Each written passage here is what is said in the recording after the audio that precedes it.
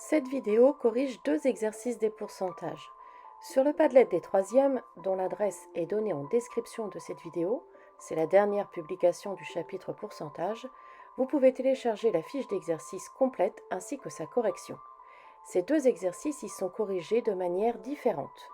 Le premier exercice de cette vidéo est l'exercice 5 de la fiche. Un capital est placé à 3,5% pendant un an et a rapporté 273 euros d'intérêt. Il faut calculer le montant de ce capital. Cela veut dire que les 273 euros sont les 3,5% du capital.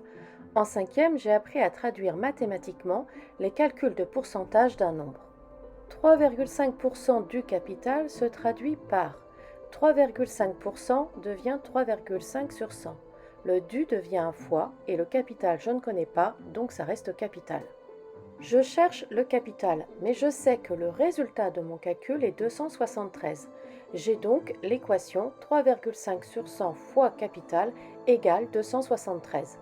Je résous l'équation 3,5 sur 100 fois capital égale 273. 3,5 sur 100, c'est égal à 0,035. Donc j'ai 0,035 fois capital égale 273. Donc mon capital est obtenu en faisant 273 divisé par 0,035. Le capital était de 7 800 euros. Je n'oublie pas ma phrase réponse. Le deuxième exercice est l'exercice 7. C'est un magasin qui effectue une augmentation de 4% de tous ses articles. Le prix initial est symbolisé par la lettre X et le prix final est symbolisé par la lettre Y. La première question demande une relation entre le prix final et le prix initial. Et dans la question 2, on a un prix initial, on doit trouver le prix final, ou alors on a le prix final et on doit trouver l'initial. Beaucoup d'élèves le résolvent ainsi. 4% d'augmentation donne un coefficient multiplicateur égal à 1,04. Donc, on a Y, mon prix final, qui sera égal à 1,04 fois le prix initial, c'est-à-dire 1,04x.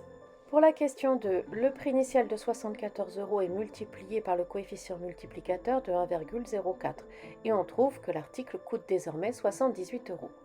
Pour la question B, j'ai le prix final, 190 euros, donc je vais le diviser par le coefficient multiplicateur 1,04, ce qui me donne un prix initial de 182,69 euros. Mais cela ne tient pas compte de l'information en utilisant la relation précédente.